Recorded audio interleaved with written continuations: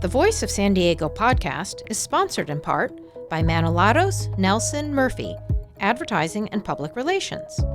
As a nonprofit news organization, Voice of San Diego depends on our members, foundations, and sponsors like M&M. We are very grateful for all of our supporters and are happy to recognize them during our shows. M&M is run by Tony Manilatos, Bob Nelson, and Kelly Murphy Lampkin, who bring a vast network and decades of advertising and public relations experience to businesses, nonprofits, government agencies, and campaigns. M&M bridges the gap between clients and the people whose influence matters most. M&M is a full-service agency that helps clients develop their strategy and launch cost-effective tactics. The firm specializes in public affairs PR and advertising, with an emphasis on media relations, crisis communications, community outreach, coalition building, and broadcast, print, direct mail, and digital advertising. Learn more about M&M at mnmadpr.com. And if you like our work and are interested in becoming a sponsor, contact us at podcasts@voiceofsandiego.org. This Voice of San Diego podcast is sponsored in part by Competitive Edge Research. As a nonprofit news organization, Voice of San Diego depends on our members, foundations, and sponsors like Competitive Edge Research. We are very grateful for all of our supporters, and we will recognize their support during the show. Competitive Edge Research, San Diego's premier public opinion research firm, sponsors this podcast because they like good journalism as much as they like good polling. Since 1987, Competitive Edge has helped clients see the why buried deep within the numbers. Competitive Edge designs comprehensive research studies, collects bulletproof data, and employs robust analytics so you'll understand why things are the way they are. Competitive Edge. Know what to do. And if you like Voice of San Diego's work and want to become a sponsor, contact us at development@voiceofsandiego.org.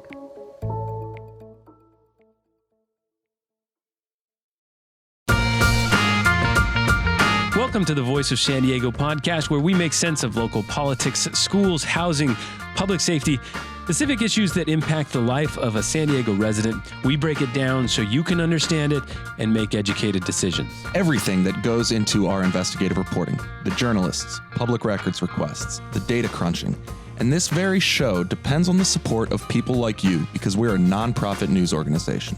Enjoy the show.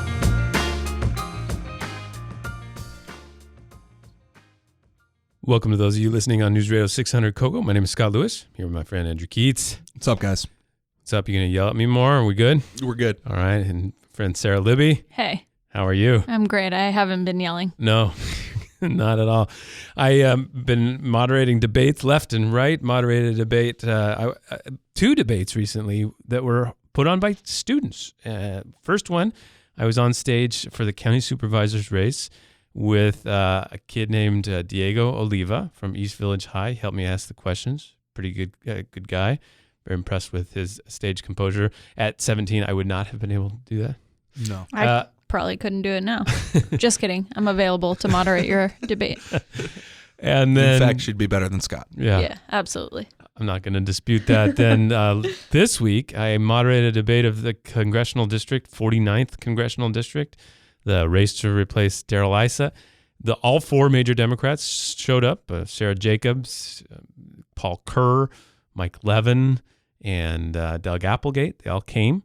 It was really interesting because they don't differ in many opinions and policies, but I did get, for the first time, a clear sense of how different they are. And they are very different people. They are extremely different people. The kids at the students, I keep calling them kids. They're students at La Jolla Country Day and Pacific Ridge School put that on, and it was a fascinating discussion.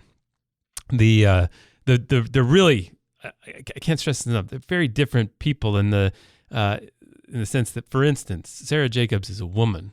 Sure. And the other ones are men. That's true. And that came up.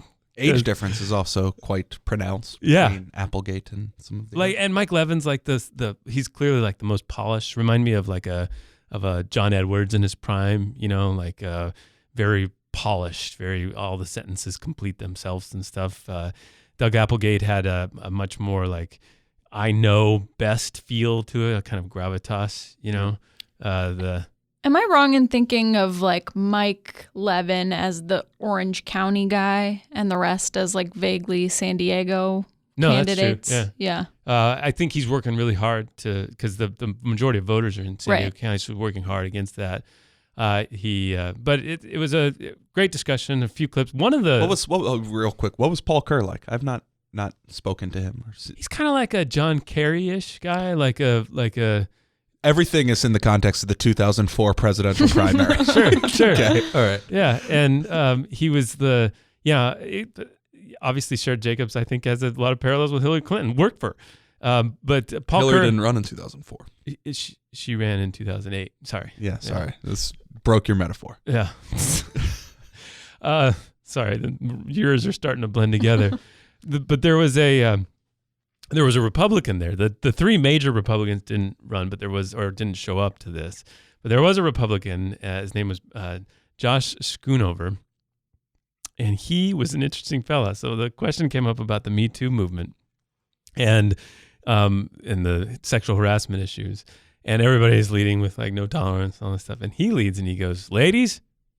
Oh no. I'm terrified with how this is going to end itself. This is amazing. He's like, girls, you're going to go to college next year or soon, and I got one thing to tell you: alcohol. Stay away from it. And proceeds to give this like whole sermon on not drinking and putting yourself in vulnerable situations.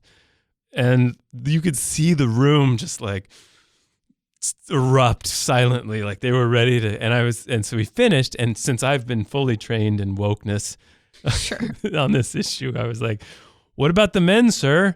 And the whole place erupts. And it was just this like really, I don't want to dunk on him too hard because he's kind of a fringe candidate and stuff, but boy, was it the worst answer for the moment.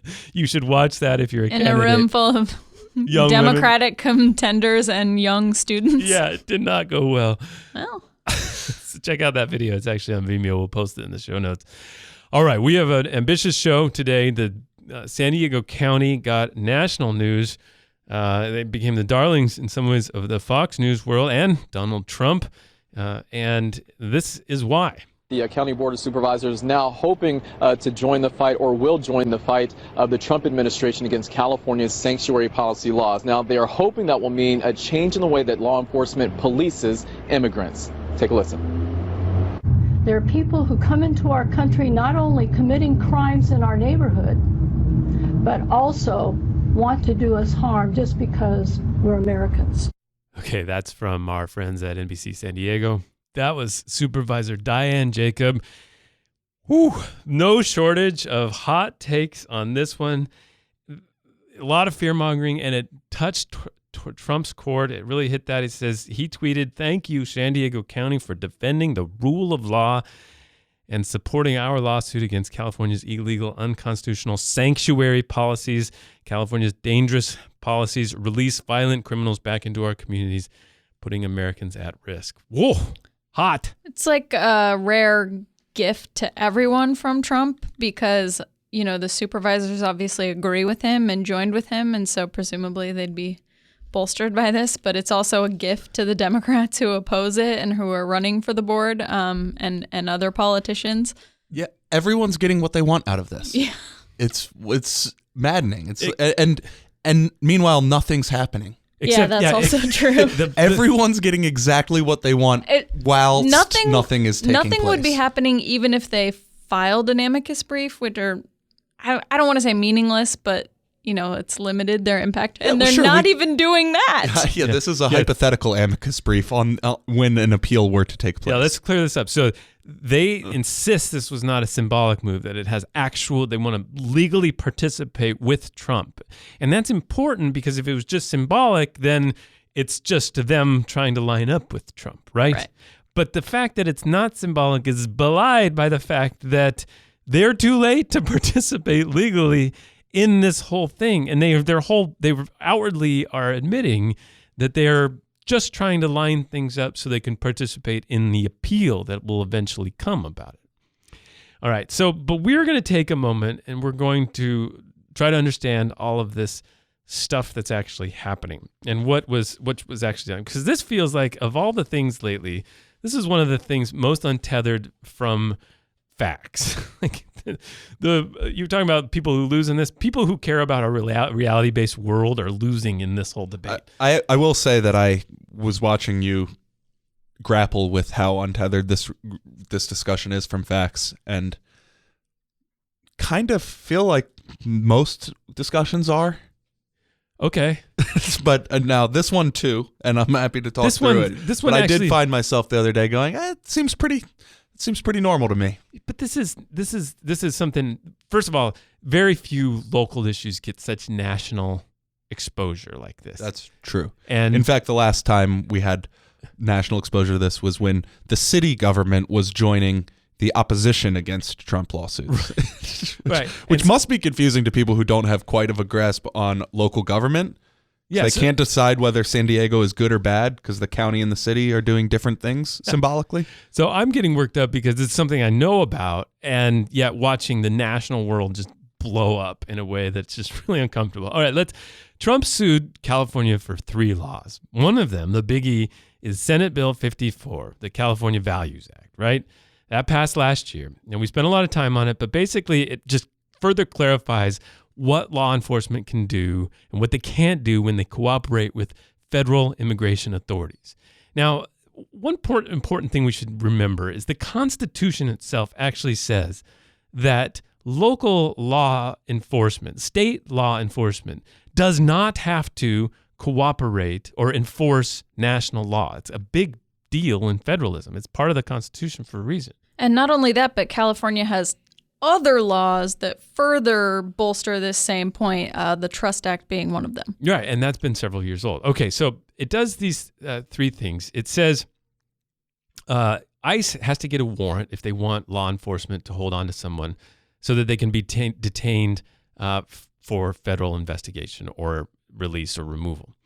It doesn't just release them, though, and I think it's important to remember as part of this disconnect. So when Diane Jacob on that clip says that they're releasing criminals that are attacking Americans because they're American, which I gotta say I haven't experienced that. I don't know what that means. Like what? Like who's going at? Can I venture? I guess. Yeah. I think it's supposed to be a play on the idea that terrorists are coming through the southern border. Okay, sure, but which is not now. I realize that we're not arresting and releasing terrorists. Right. She's conflating 2 things for an advantage there. But right. I think that's where it's coming from. Okay. So this is the heart of the rhetoric on this point, is that there are violent criminals being released because of this law. And the implication they're letting out there is that they're literally being pushed out of the jail or something. What they're talking about is that after they've served their time, they're being released as opposed to held onto and handed to people. But that's not necessarily the case. If it was so dangerous for public safety, you'd think that Sheriff Gore would have an opinion about it and say something about it, but he hasn't. Here's Diane Harkey, who's running for Congress in that same congressional district, 49th, Republican. She was speaking at a press conference that Carl DeMille, talk show host, put on about this issue and his campaign to push and pressure the Board of Supervisors to take this move. Here's how she explained Sheriff Gore's reluctance to get involved and say something. Sheriff Gore may be under a little bit of political pressure, and I understand that. But let me tell you what you used to be able to do. What used to happen is that the sheriff would notice ICE that they were releasing someone. ICE would put a hold on it, and they'd come over and pick them up. And this was a felony, usually a felony person. But let's be clear. Local law enforcement can still notify ICE, the Immigration and Customs Enforcement Service, of undocumented immigrants' release dates if they've committed one of 800 crimes listed in state law. Now, the sheriff was a little upset that didn't include misdemeanor DUIs, for example, or domestic violence. But he said, quote, "I think we can work with it." Now, there's two two ways they can let ICE know that they are letting somebody go. One is they can just post any public information to everybody to see. And the other is if, again, they're one of these 800 crimes, they can say, hey, these guys are being released. So that's just a fundamental difference of opinion. Now, if the sheriff, for political reasons, isn't willing to agree with them, then he's a coward. I think he might just actually have a different perspective, though. It also would be an odd political pressure he would hypothetically be under on account of the county board of supervisors that sets his budget.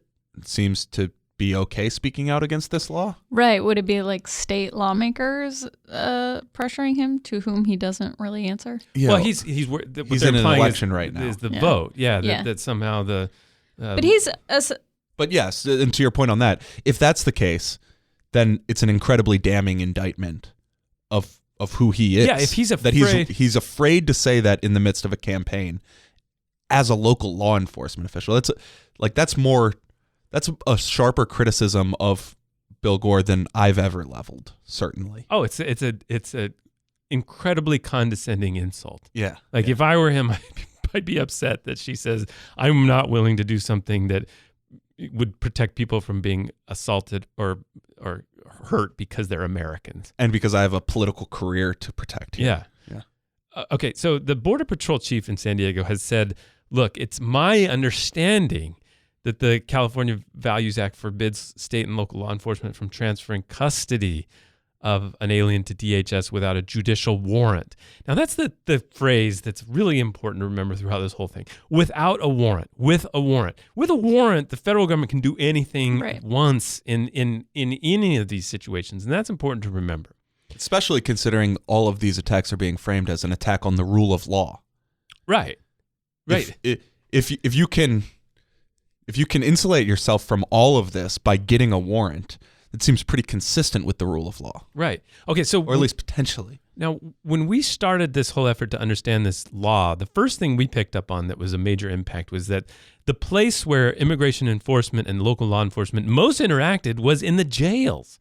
And what we realized right away was that the permanent space that immigration agents had in jails was going to be ended, that they were going to be evicted. They could not have permanent space. But then when the actual implementation of the law came in, the sheriff and ICE confirmed to us that they have common space in our jails. This is a sheriff where law enforcement are in and out of their federal, state, and local. ICE agents are still welcome in that space where there are high concentrations of federal, local law enforcement present who can go to local jails quickly and often. And it's unclear how far the protection of just removing the permanent office space actually will go. I mean, so even the most significant change that we saw from this law is not that big of a deal, and the sheriff's not worried about it. Yeah, it sounds like they just maybe don't have a designated chair to sit in. Yeah, they don't have a desk. Yeah.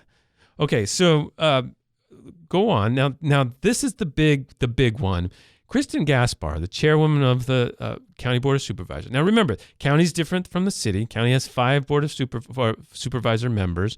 And she's one of them. She is running for Congress, that same seat that Diane Harkey and these other guys are running in to replace Darrell Issa. She's the one that came up with this idea to join Trump on there. And she was on Fox News, and they were just gushing over her. And here's what she said there. This got wild because the Fox News host decided to just dump all of California's problems into this one segment.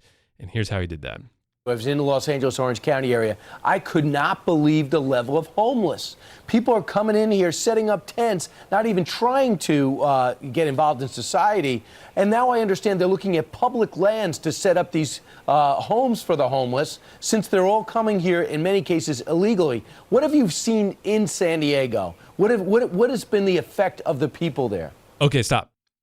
So I think they teach you in politics school to answer the question you want to answer and not the one he asked. Absolutely. Because that was a gnarly question for him to ask. And there are tents in Los Angeles. Yeah, go. Yeah, and there's so many things wrapped up in that. And his implication that those tents are from undocumented immigrants is a huge, just alarmist dog whistle in a not even a dog whistle. Yeah, we haven't found anything to suggest that that's true. Not even heard anyone say that before. No, they're basically trying to it's dump. like a vague accusation that's out there. Oh, the border, homeless. Yeah. First of all, every city in the West has a giant homeless problem right now. And there are big reasons behind that we should grapple. It's not part of this discussion.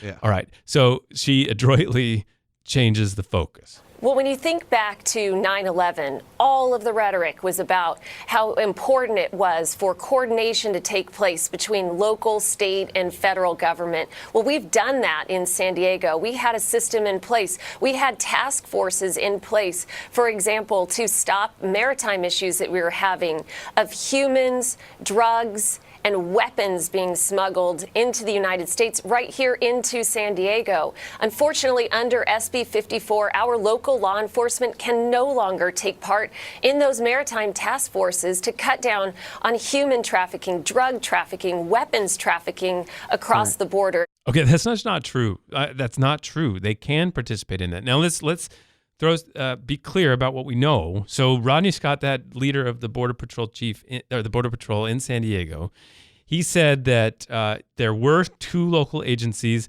that had withdrawn from Operation Stone Garden. Just to be clear, a lot of this reporting comes from Maya Sri Krishna, who's doing a great job on our site explaining all these different things. So Scott had said that they had 2 agencies had withdrawn from Operation Stone Garden, and that was a joint task force to fight border crime, and they had withdrawn out of fear they conflicted with state law. But he did not specify which agencies he was talking about, and we have not been able to figure that out. Now, Gore, again, the sheriff, told us that he doesn't expect this law to impact operations in which local officers collaborate with federal law enforcement agencies at all. Yeah, and they're still in Operation Stone Garden. Yeah. That's very specific. Yeah, it's one. very odd that she pointed out these task forces as an example when that's the precise example in which they do still work together. Yes. Now, the law says that they're not allowed to, in those operations, enforce immigration law, and they're not allowed to report to immigration enforcement agents. But that's it. And if they do, there is actually a case where they can apprehend people for immigration, but they have to report it to the state. Okay, here's another point from Gore. He said, from Gore's office, our deputies work hard to make our communities safer, and we want to ensure all of our residents feel safe reporting crimes or coming forward as witnesses to criminal acts. This is at the heart of all the law enforcement's argument about these kinds of laws, is that they don't want to be in a situation where people who are victims of laws don't cooperate because they don't want to go to immigration enforcement, right? Whew.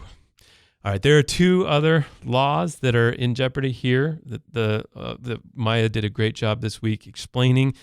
The Trump administration is suing them. One would say that businesses aren't allowed to let immigration enforcement agents into their non-public areas without a warrant. Again, there's that phrase. Right.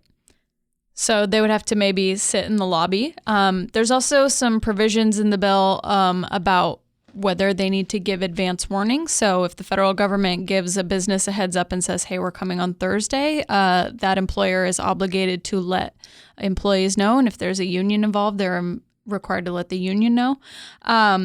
And regarding the warrant, employers are required to only let people inspect very specific things within the warrant. So even if you have a warrant, you still just can't come in and raid the place. You have to look at very specific forms. You can't just go around asking about everybody, what's your status, and doing anything outside the parameters of that warrant. Right. All right. The last thing that the Trump administration is challenging, again, this doesn't fit into radio bite-sized talking points, is that there is a law that the California legislature passed that allows them to inspect and oversee some of these immigration detention facilities.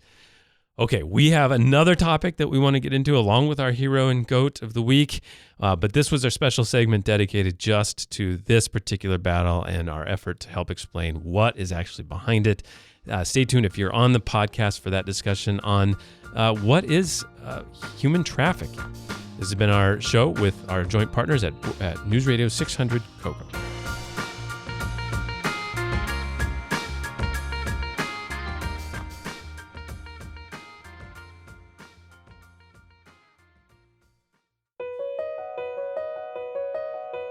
The following is a sponsored segment from the Downtown San Diego Partnership. Voice of San Diego podcasts are sponsored in part by the Downtown San Diego Partnership.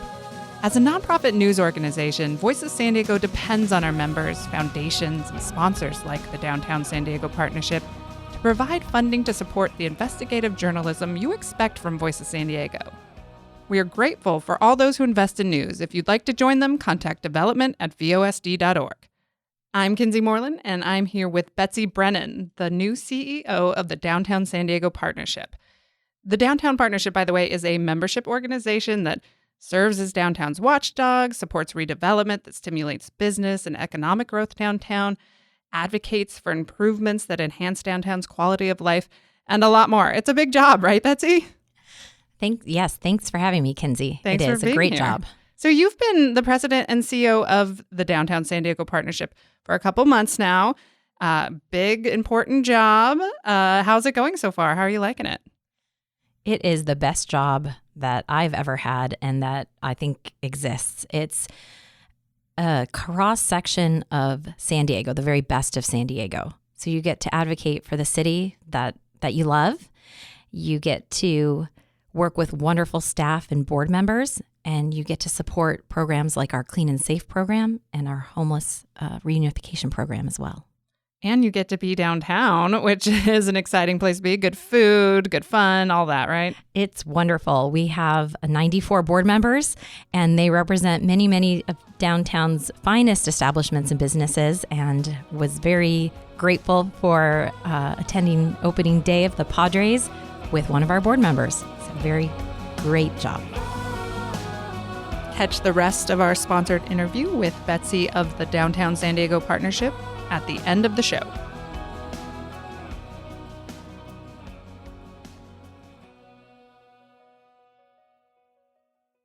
We are back. I'm Scott Lewis. Here's Sara Libby. Hello. Hey. Andrew Keatts. Okay, so I do want to say something just before. So taking on that last topic, a lot of I don't want to absolve the state here. Okay, Jerry Brown, the governor of California, almost a year and a half ago, gave a State of the Speech where he said, "I'm going to protect every man, woman, and child," meaning immigrants, those who are here unauthorized, from Trump and from this stuff. And that's just reckless nonsense. First of all, he hasn't. There's been thousands and thousands of nonviolent, non-criminal immigrants who have been deported and removed from California since he said that. And also, it opened the door to this very simple interpretation that he's trying to protect all undocumented immigrants and keep them from federal law enforcement, and federal law enforcement is being stopped from doing its work. And it set in motion this whole framing that is so maddening to me. Yeah, there's like this stance on the left that I don't think anyone actually holds, but they're happy to project in certain instances, which is that deportation is a priori wrong. Right. And they're not willing to say that. But they're not willing to say that, but they are willing to convey that generally. But pressed, of course, there's still deportation proceedings are still going to happen, and this law doesn't have anything to do with that. Violent criminals. And it's like, well, what do you, like, I guess it's basically just like SB 54 is a pretty marginal law. It operates very much on the margin of what can happen during the relationship between local law enforcement and federal immigration enforcement. And you could disagree about what is happening there, but we should be clear that it affects a very small percent of that whole interaction. Mm-hmm. All right. We wanted to do our hero of the week.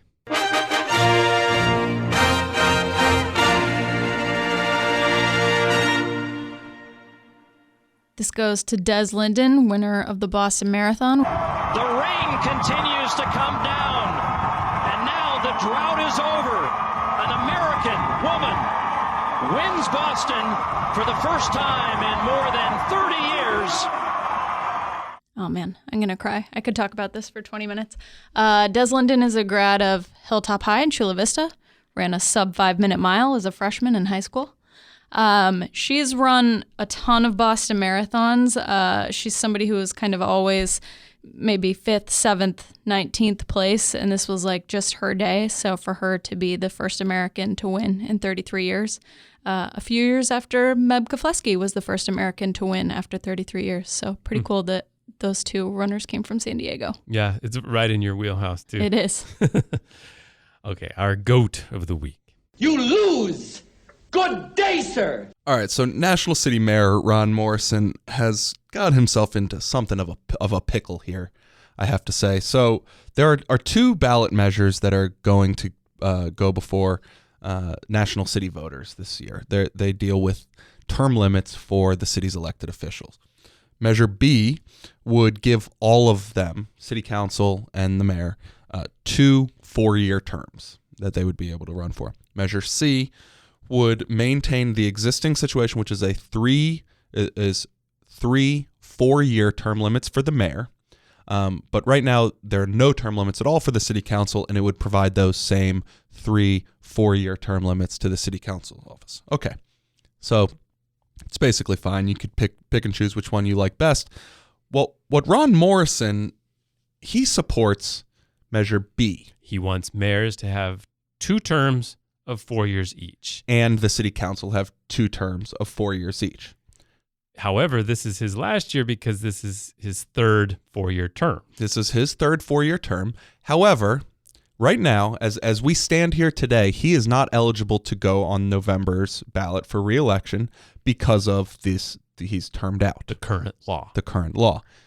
If in June the city voters adopt Measure B, the measure that he supports, it would essentially start the clock over again, create a new term limit system, and allow him to run for re-election, where he would now have 2 more 4-year terms. So he's in his last year of his 3rd term. Yeah. He's out. Yeah. He wants mayors to only have 2 terms for the future. The catch is that he supports a ballot measure that would do that, except would also allow him 2 more, as though he's just a new person. And this would all maybe be fine if he just said, look, I do recognize that I will benefit from this, but for instance, Mickey Kasparian, he supports the same term limit measure, and his quote to us was simply, well, this is the measure that applies to the president of the United States. Why should National City's mayor be different? Okay, let's say well, here's Ron Morrison back in, this is according to a Union Tribune article from 2004, when the current term limits were put in place. Ron Morrison was elected to the city council in 1992. 2004, they passed these term limits. 2006, he was elected mayor.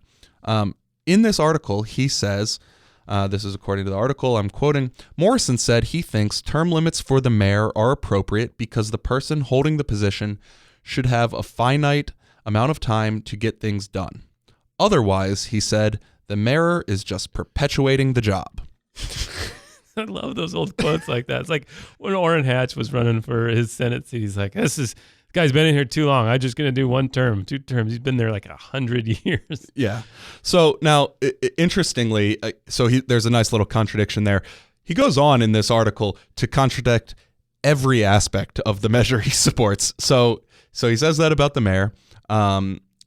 He said term limits for any term limits. Term limits for the city council, on the other hand, mean that as soon as a council member gets involved in a city, he or she will be termed out and has to stair-step to another position. Quote, you're not going to get any traction at all. By the time they get their foot in the door, they're gone. Okay, so he's back then, no city council term limits are good. This time, they go to everyone. But also, we're not done with his contradiction. He also says in the article that voters shouldn't be given this choice at all. It's something that should be left to voters. Wow. Just 3 for 3. 3 for 3. And the best is, he won't answer our questions about it. All right, we wanted to break down another issue. This is the race for district attorney is going to be resolved this June. This will not go on to November. If you care about who the lead law enforcement person in San Diego is, you should care about this race. What caught our eye? So this is maybe a somewhat unexpected topic. I wasn't really thinking that this would catapult to the forefront of this race. When Summer Steffen came in for the podcast interview a while back, she talked about her work on human trafficking issues. That's her signature issue that she's worked on for years. She's nationally known for it. And she said something interesting about the way she views victims and whether sex workers are all victims and whether, prostitutes are being coerced. So here's what she said back then. There is a limited number of people that can say that they are choosing this as a way to make a living and that they don't have a pimp or a trafficker that's deriving their money from that person. They're keeping the money and living, but that's a limited number. So what is happening there is she's basically saying that practically nobody who chooses to voluntarily sell their body and participate in sex work, right? And then she goes on and she actually adds to that. Even those people that tell you they're choosing this life, they were recruited at an early age. And so at some point they were able to be independent, but that didn't happen at an early age. So they were trafficked at an early age. So in my head, how do you really become free if this is all you know and you don't have a degree, education, or any other line of work to sustain yourself? So it's kind of that caveat that her opponent, Genevieve Jones-Wright, who's also running for district attorney, quibbles with. And she did this point-by-point kind of response to Summer's point of view in a Facebook video, and she articulated why she disagrees with that specific point. You can't legislate morality. Some people voluntarily want to be sex workers, and you can't tell them that they didn't make a choice based on your own morals. So this may be hard for people to listen to, this may be hard for people to understand and digest, but some people actually make a decision as a grown adult that this is what they want to do. So we need to be careful not to legislate morality and try to do that. So what we have found is a fascinating contrast and really a stark difference between the two candidates on just a fundamental question of, can women choose this line of work with agency, or are they de facto slaves, right? Yeah. It seems like, I think there's room. It seems like they both seem to agree that there are certainly a good share of women who are coerced. And so the disagreement comes down to whether there is a population of women who do choose this willingly. I shared a story from New York Magazine from a sex worker who said she was a middle-class college student with two working parents who chose this line of work. And so I think it's maybe that population or how big that population is of people that we're talking about. And one thing that's interesting is that it's not really clear whether we're talking about certain policy positions that they're disagreeing on. I don't think that Genevieve Jones-Wright is saying, well, I would change this law or I would do this specific thing differently. It's just kind of a fundamental philosophical disagreement.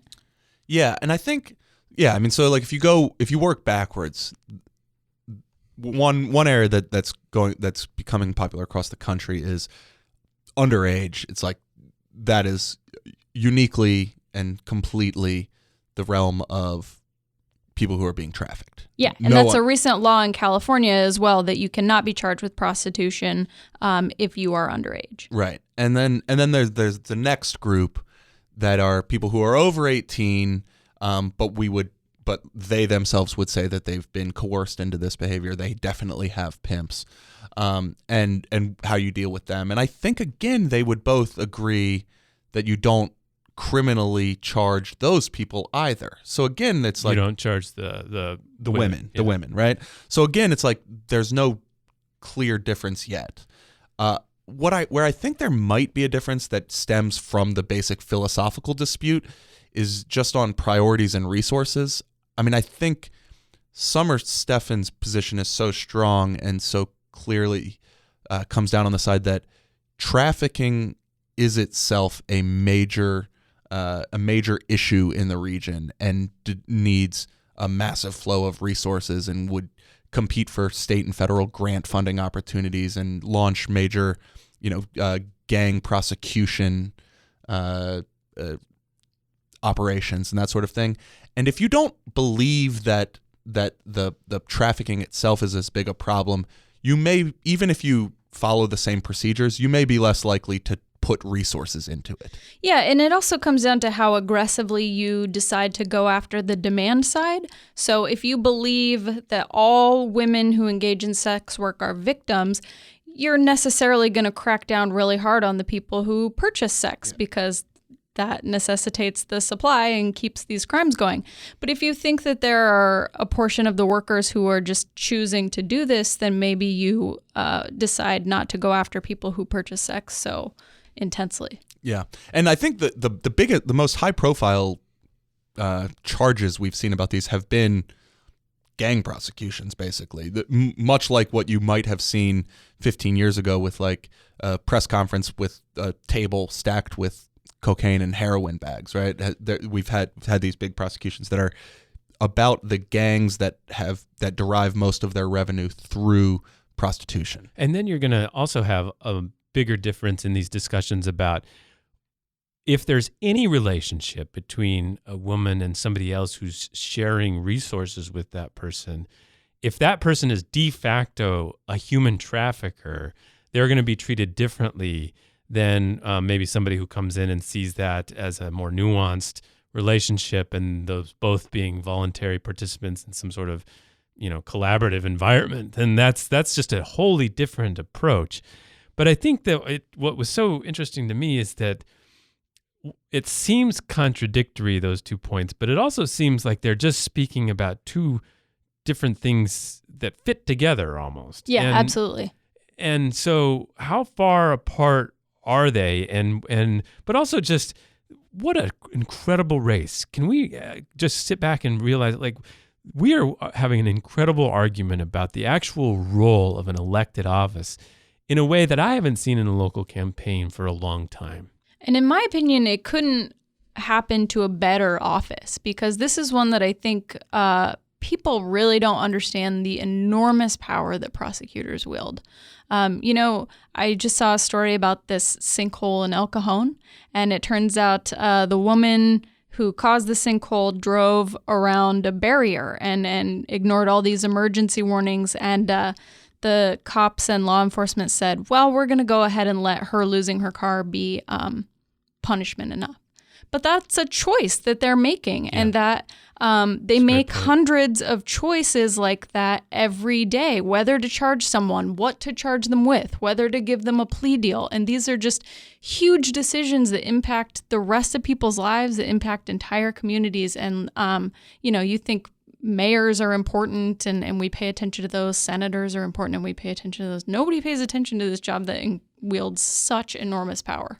And as politics has become so professionalized in the last 15, 20 years, you've got this consultant class that often has the effect of driving everyone to the middle and trying to blur out the distinctions because everyone is pursuing these so-called swing voters that are going to represent the 5% between winning and losing.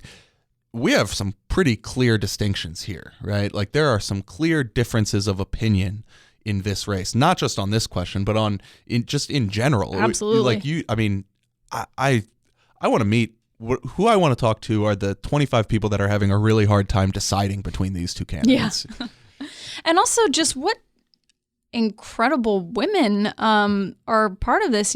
Summer Stephan has earned, I think, a lot of respect on both sides of the aisle, particularly because of her human trafficking work, and she's been elevated nationally because of that.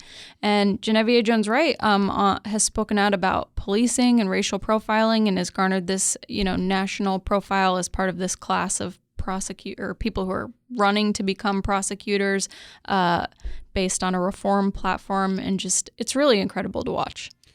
Well, we're going to do our best to help explain and articulate all these differences as we lead up to that June vote. It'll be a big one. This has been the Voice of San Diego on podcast, and thanks to my partners, Andy and Sarah. It was fun.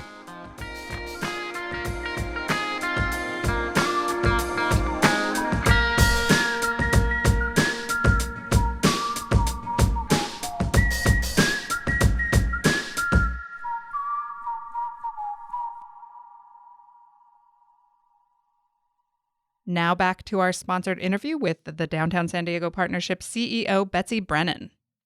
So I wanted to learn just a little bit more about your personal background.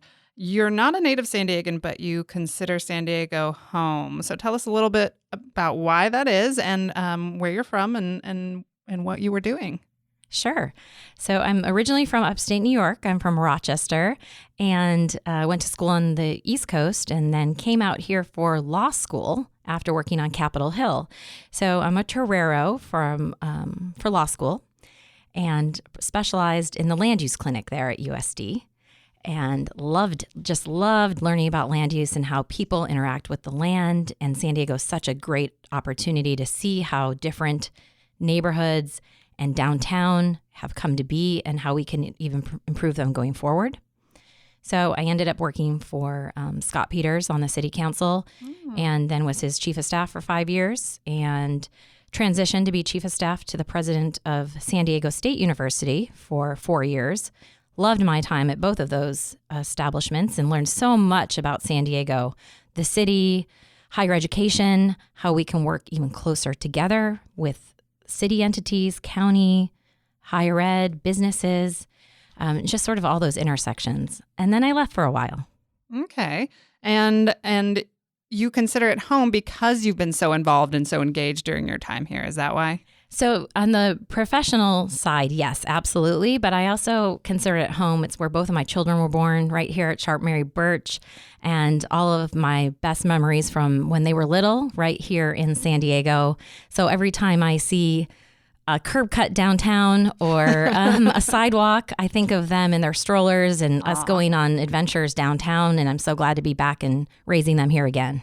So downtown is changing. I mean, you cannot look at the skyline without seeing at least one crane, probably more like 5, right? So what are you most looking forward to for the urban core's future? As you say, it's already a wonderful place to be. Downtown San Diego has all of the ingredients of the 21st century and where we're going as a community and as an urban core. And the excitement around the cranes that you see now, it's just going to be about 5,000 to 10,000 more people living downtown in these next 5 to 7 years. In addition to that, we have UCSD that's going to join us downtown. We have a vibrant city college already here with 17,000 students. And we have major projects like the Convention Center, Seaport, and so many other things that when you look at downtown again in 10 years, it will be everything that's good now amplified. Right. Yeah, I mean, it's not so long ago. I remember coming to San Diego and driving through downtown when I was touring to go to college. So this was a long time ago, but it was more of a place where you kind of locked your doors and said, okay, there's Horton Plaza, not much else, let's get out of here. So it's been incredible, the rate of change down here. Mm-hmm. So what are, obviously downtown still has some challenges. What do you think are some of the biggest challenges right now for the downtown community? Some of the positives that we talked about, that economic development and the growth, also have some challenges that come with them. There's high price of land, high price to live downtown. There's homelessness. Any given night, there's 800 to 1,000 unsheltered people living in the downtown core. And those are definitely challenges that we want to help be part of the solution for. Mm-hmm. Yeah, and you have, I'm sure, a lot of ideas about how to tackle some of those challenges. So talk to me a little bit about some of your goals for downtown and the partnership. Sure. So we have goals around economic development, and that does have to do with working with the city and the state on some of our land development codes to be more responsive to smaller units so that we can get some more millennials down here, and that transition from people at City College and UCSD and all the other wonderful institutions. I just name them because they will be down here. That 18 to 25-year-old age and the jobs to make sure that they can stay downtown, live downtown, work downtown and enjoy being part of San Diego. If we have a strong downtown ecosystem, it actually helps the entire region and can push us all forward. So we are definitely about collaboration as well. We have goals around working closely with some of our other institutions in town, such as EDC, Chamber of Commerce, Biocom, Clean Tech, to really attract the right kind of businesses to the right areas of the region. So sometimes that's going to be downtown, but if we talk to somebody and they maybe are better suited for Rancho Bernardo or UTC, we're going to work with the council district, we're going to work with other entities and make sure they do come to San Diego and don't just leave to go to some other city because downtown might not have been right for them. On the opposite side of that coin, we have goals that we're working very closely with, that if other organizations or members know of really interesting new businesses that might want to be downtown, we're here to help them, guide them through, find them entitled land, projects, housing. We're here for all of those things. And in terms of initiatives or programs that you plan to continue, I think downtown, at least in my world, the Downtown Partnership has really become known for its innovative placemaking efforts and cool, putting together cool community events. So is that something you'll continue to focus on? Absolutely.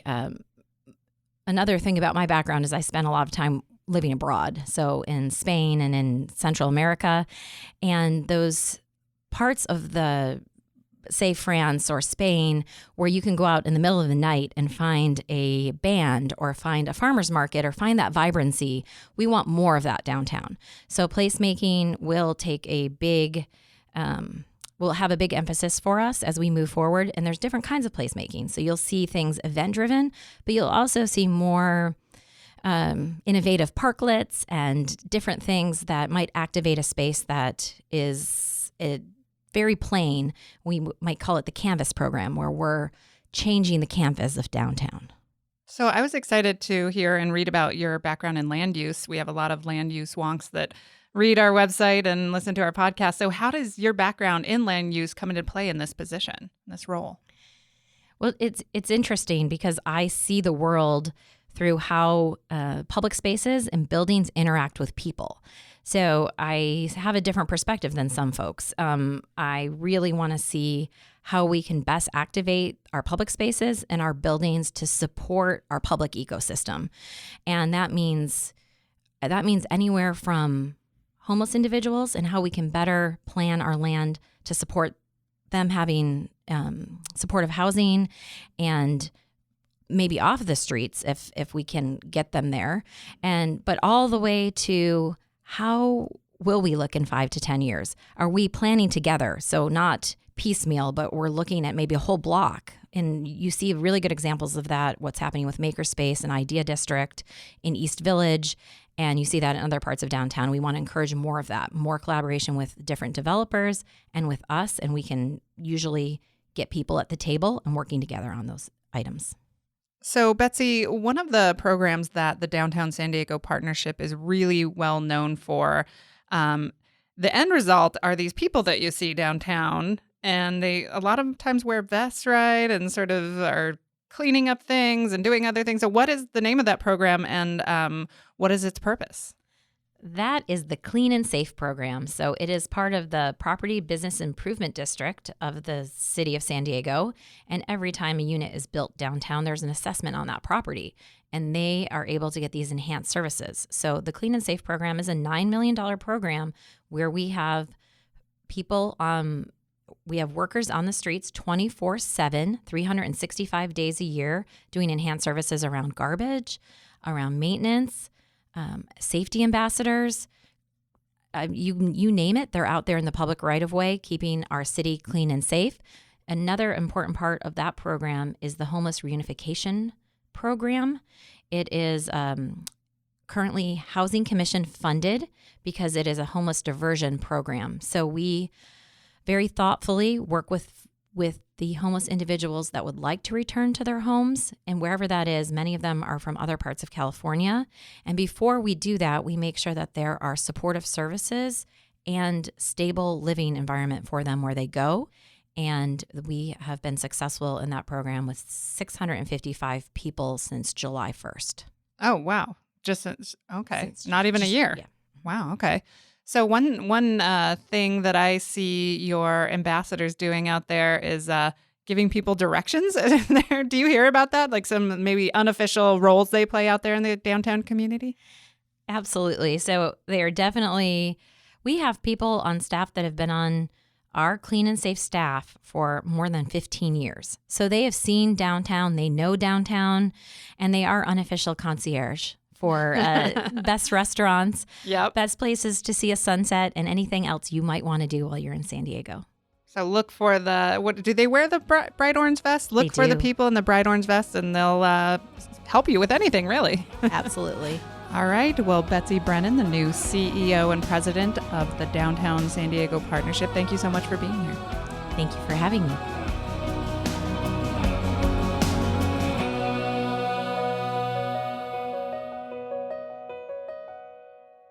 Thanks for listening to Voices San Diego podcasts. This show is part of the Voices San Diego podcast network. Visit voiceofsandiego.org/podcasts. There, you'll learn more about our award-winning arts and education podcast, CultureCast and Good Schools for All, the Cura Chaos podcast about movers and shakers on both sides of the border, Beer Talk Radio, our business show, I Made It in San Diego, our sports show, The Kept Faith, and the rest of the shows in the network. Voices San Diego is a nonprofit. The majority of our budget comes from grants and donations from readers and listeners like you. If you like the show, please take a minute to go to voicessandiego.org and click the donate button. Or if you have a business and would like to sponsor the show, contact development@voicessandiego.org or call 619-550-5664.